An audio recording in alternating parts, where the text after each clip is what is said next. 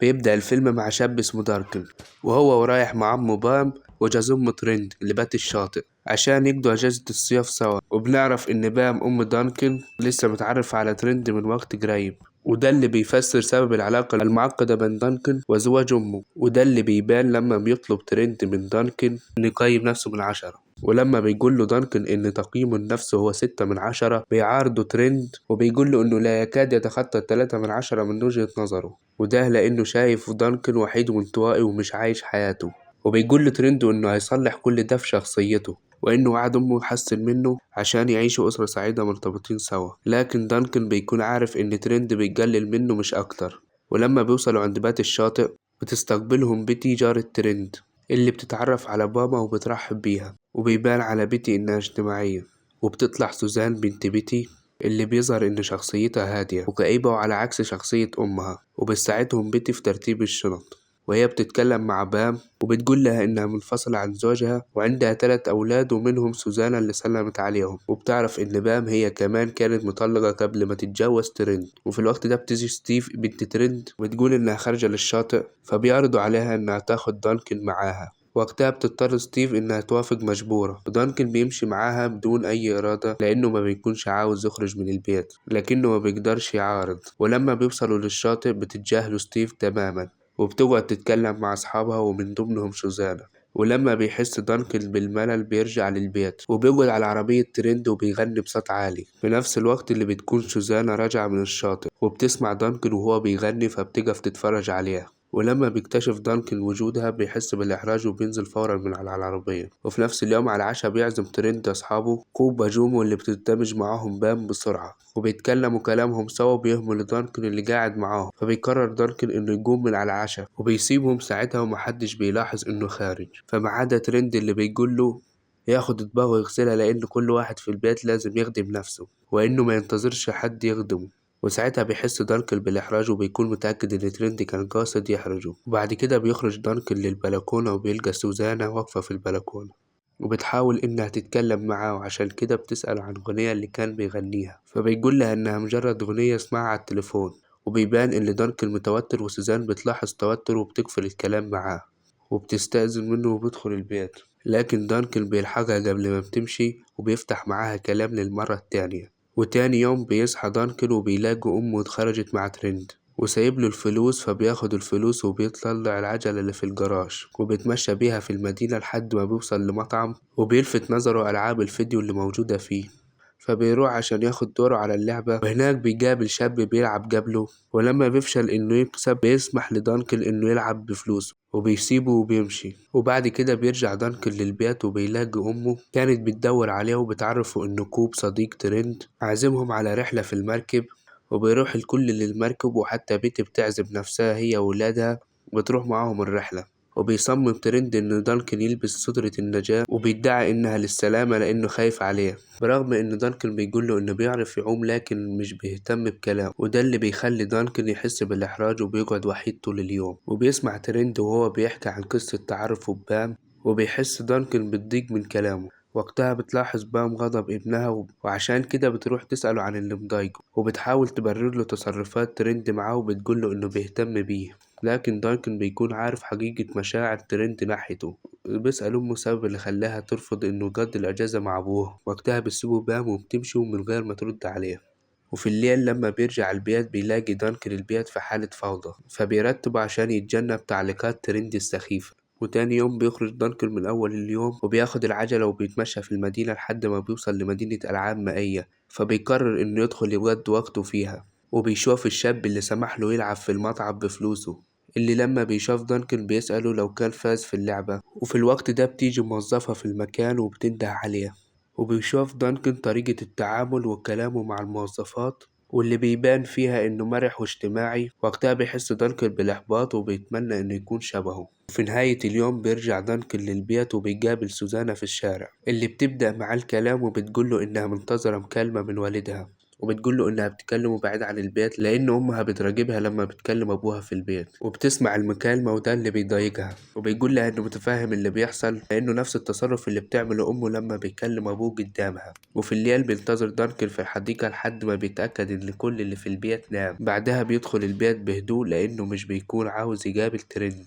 لكن لسوء الحظ بيلاقي ترند قاعد مستنيه، وبيقول له إن أمه قلقت عليه عشان كده مستنيه لحد ما يرجع ويطمن عليه. وبيتصرف ترند مع دانكن بتكبر، وبيقول له إنه لازم يحترمه عشان يقدروا يعيشوا مع بعض في سلام. وتاني يوم بيكرر دانكن نفس الزيارة لمدينة الألعاب المائية، والمرة دي بيروح نفس الشاب بيتكلم معاه وبيسأله عن السبب اللي بيخليه يزور المدينة بالرغم إنه مش بيلعب ولا بيستمتع بيها. وبيعرف نفسه لدانكن وبيقول له إن اسمه أوين، وبيعرض عليه إنه يقضي اليوم كامل معاه.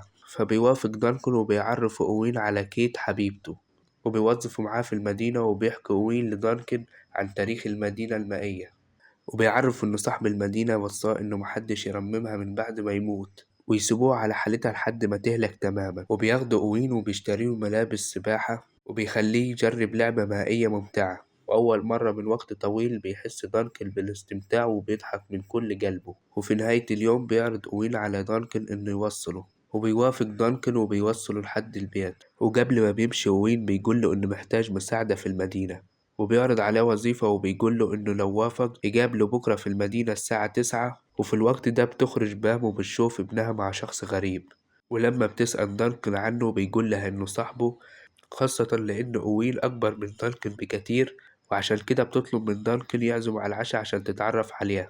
وبعدها بتعرف إن بيتها عاملة حفلة في بيتها وبتقوله يجي معاها. وبيروح دانكن الحفلة وبيلاقي الكل مجتمع فيها ومستمتع فيها ما عدا سوزانا اللي بتكون واقفة في مكان بعيد مع أخوها الصغير. فبيروح دانكن يقف معاها وبيراقب أمه والتغيرات السلبية اللي حصلت لها من بعد ما اتجوز الترند، وده بيحسسه بالغضب.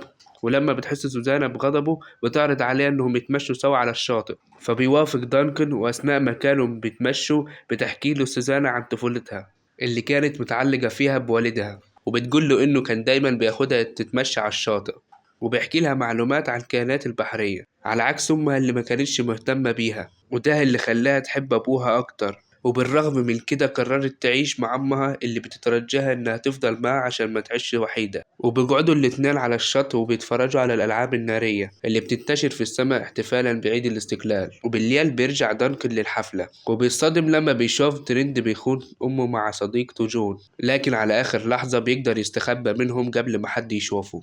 وبيراقب أمه اللي بتلاحظ حاجة غريبة بين ترند وجون، خاصة بعد ما بتلاقيهم راجعين للحفلة سوا ومتوترين، لكنها بتتجاهل اللي بتحسه ده لأنها مش عاوزة تخرب حياتها مرة تاني. وبيقرر دانكن يشتغل مع أوين في مدينة الألعاب المائية، وعشان كده بيروح تاني يوم المدينة في الوقت اللي حدده أوين. وبيكون أوين منتظره كأنه كان متأكد إن هو هيجي، وبيديله تيشيرت موظفين المدينة وبياخده يعرف على باقي الموظفين ويفهموا كل الشغل. وبتكون أول مهمة لداركن إنه ياخد الكرتون من مجموعة شباب استعراضية بيرقصوا عليها وسط المدينة. وبالرغم إن داركن بيكون متوتر وبيشجع نفسه يكمل المهمة، وبيروح وهو خايف ياخد الكرتون من الشباب اللي بيقولوله إنهم هيسيبوه ياخد الكرتون بس بشرط إنه يرقص معاهم. وفعلا بيبدأ داركن إنه يرقص معاهم وبيندمج معاهم لدرجة إنهم بيعلموه حركات رقص صعبة، وكل الموجودين بيتفاعلوا معاه وبيشجعوه. بتمر أول مهمة لداركن بسلام، وبتعدي الأيام وبيكون داركن مستمر في عمله في المدينة في سرية بدون ما يعرف أمه، ولكن بيبان الاختلاف الكبير في شخصيته وبيحب الحياة على غير عادة. وفي يوم بتحصل مشكلة في واحدة من الألعاب المائية، وهي إن 3 من الأطفال بينزلوا في وقت واحد عشان يسابقوا بعض، ولكن ال3 أولاد بيتحاشروا في اللعبة. وبيضطر أوين إنه يستعين بشاب قوي عشان ينزل يزقه، وبيقع في حمام السباحة. وبيعرف الأولاد إنه صعب 2 يتسابقوا مع بعض في اللعبة المائية. في الوقت ده بتيجي كيتي وبتتخانق مع أوين، وده لأنها شايفاه مهمل في شغله ومش مهتم بيه، وبتقوله إنها دايما بتصلح وراها الأخطاء في الشغل وده بيجي مرهق ليها، وبتسيبه وبتمشي. وقتها بيحس دانكن بالحزن وبيتأسف لأوين لأنه كان المسؤول عن اللعبة اللي حصل فيها الحادث للأولاد، لكن أوين بيطمنه وبيقوله المشكلة ما كانتش بسببه. وتاني يوم بيكون الجو ممطر، وعشان كده بتقرر بام إنهم يقضوا اليوم في البيت، وبتطلع لعبة عائلية عشان يلعبوها سوا. وأثناء اللعبة بتلاحظ هجوم ترند ضد دانكن في قواعد بسيطة وصغيرة في اللعبة، وده بيخليها تحس إنه متعمد يضايق دانكن، وعشان كده بتتخانق معاه وبتسيب اللعبة وبتمشي وبتحجج إنها بتحضر العشاء. أما داركن فبيخرج من البيت وبيقرر إنه يروح المدينة بالرغم إن اليوم أجازته. وساعتها بتشوفه سوزانا وهو ماشي بالعجلة وبتقرر تراقبه، وفعلا بتروح وراه. ولما بيوصل للمدينة بيلاقي أوين شغال على غير عادته، وكمان لابس تيشيرت من تيشيرتات موظفين المدينة. وبيكون داركن مستغرب من تغير أوين، وبيعرف إن أوين بيحاول يصلح من شخصيته، عشان كده كيتي ما تبعدش عنه. وبيتفاجأ داركن بسوزانا في المدينة وبتعترف له إنها مشيت وراه عشان تعرف المكان اللي بيروحه كل يوم. وبيظهر إن وين بيراقبهم وبيعرف إن داركن معجب بسوزانا. أما داركن فبيقضي اليوم كامل مع سوزانا في المدينة وبيحكي لها كل المعلومات اللي عارفها عن المكان. وبعدها بيرجع الاتنين سوا للبيت، وبيلقى داركن أم وحيدة في البيت ده لأن ترند مش موجود من أول اليوم ومش بيرد على تلفونه، فبيتعشوا سوا من غير ما ينتظروه. وبالليل بيسمع صوت ترند وهو بيعتذر لأمه على تأخره، وبيقول لها إنه كان معكوب على المركب والوقت سرقهم ونسي يرجع البيت، فبتسامحه بام. وتاني يوم بيعمل ترند حفلة في بيته وبيعزم فيها كل أصحابه. وقتها بتتكلم بيتي مع كوب، بتقول له ياخدهم مرة تاني في رحلة بالمركب بتاعه. ساعتها بيقول لهم كوب إن المركب في الصيانة من أسبوع. وفي الوقت ده بتتأكد بام من علاقة ترند وجون، وبيوصل دارك لقمة غضبه وبيزعج مع عمه وبيقول لها إن لازم تاخد موقف قوي من اللي بيحصل. وبيفضح ترند قدام الكل وبيقول لهم على علاقته بجون، وإن ترند ما كانش مهتمة باللي بيحصل حواليها. وأول مرة بيسجع دارك وبيطلع غضبه على ترند لدرجة إنه بيزعجله وبيكون عاوز يضربه. وده اللي بيخلي ترند يتعصب منه وبيقول له على الحقيقة، وهي إن أبوه تخلى عنه ومش عاوزه يعيش معاه لأنه هو كمان هيتجوز. في ساعتها بتنهار بام. أما داركن فبيصطدم من كلام ترند وبيسيب الحفلة وبيجري، فبتمشي وراه سوزان عشان تواسيه. وقتها بيقرر داركن يعترف لها بحبه، لكن سوزانا بتكون متوترة عشان كده بترفض. فبيرجع داركن البيت مرة تاني وهو محرج، وساعتها بيسمع كلام ترند وهو بيعتذر لأمه وبيعدها إنه هيتغير عشانها وإنه مش هيكرر غلطه تاني. ساعتها بيتجدد غضب داركن مرة تاني، عشان كده بيقرر إنه مش هيبات في البيت. لكن في الوقت ده بيشوفوا بيتر وبيهددوا إنه ياخده معاه وإلا هينادي على أمه وهيعرفها مكانه. فبيضطر داركن إنه ياخد بيتر معاه وبيروحوا سوا لمدينة الألعاب المائية. وبيتفاجأ داركن إن أصحابه عاملين حفلة فبيحضرها معاهم وبيستمتع بوقته لدرجة إنه بينسى حزنه. وتاني يوم بيلاحظ أوين إن داركن مرجعش البيت من ليلة امبارح، بيقول له إنه لازم يرجع البيت عشان يطمن أهله، لكن داركن بيكون رافض. وبيعترف لأوين إن في مشاكل مع أمه بسبب جوزها اللي بيكرهه واللي بيقلل منه وبيقيمه إنه 3/10. وساعتها بيقول له أوين إنه لازم يكون واثق من نفسه، وإنه تقييم زوج أمه ليه ده مجرد رأيه، وإنه لازم ما يهتمش بيه. وبيرجع داركن مع بيتر للبيت وبيلاقي بيتي كانت بتدور على ابنها لأنه اتأخر. أما داركن فبيكتشف إن أمه بتحضر الشنط وبتقول له إنهم هيرجعوا البيت ويقطعوا الأجازة. ساعتها بيحس داركن بالحزن وبتيجي سوزانا عشان تودع دارك، والمرة دي بتعترف له إنها كانت معجبة بيه. وفي الطريق بيقف ترند في البنزيمة. ساعتها بيشوف دارك المدينة المائية من بعيد وبيقرر إنه يهرب ويروح يودع أصحابه لآخر مرة. وعشان كده بيفتح باب العربية وبيجري على المدينة وبتلحق أمه وترند. ولما بتدخل باب المكان بتشوف صورة ابنها ومكتوب تحتها الموظف المثالي. أما داركن فبيروح بسرعة على أوين وبيقول له إنه عاوز يسابقه، وبالرغم إنه متأكد إنه مستحيل يقدر يسابقه لأنه بيكون عاوز يجرب قبل ما يمشي من المدينة، فبيوافق أوين والكل بيكون واقف مستني نتيجة السباق. وبيقدر داركن يفوز بالسباق والكل بيهنيه.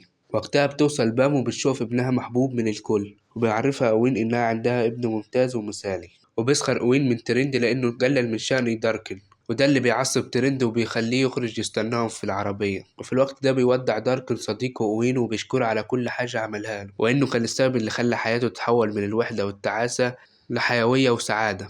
وبيمشي داركن مع أمه وبيرجع للعربية وبيقعد مكانه في نهاية العربية وهو حزين وبيفكر في مصيره وحياته مع أمه وزوجها. في الوقت ده بتسيب بام مكانها جنب ترند وترجع تقعد جنب ابنها، وده بيدل إن بام قررت تختار ابنها وسعادته في كل شيء. ولحد هنا بيخلص فيلم النهاردة. لو عايز فيلم جديد اشترك في القناة وفعل زر الجرس عشان يوصلك كل جديد. وعاوز أقولك اللي من الآخر ملخص أفلام بيقدم محتوى فاخر.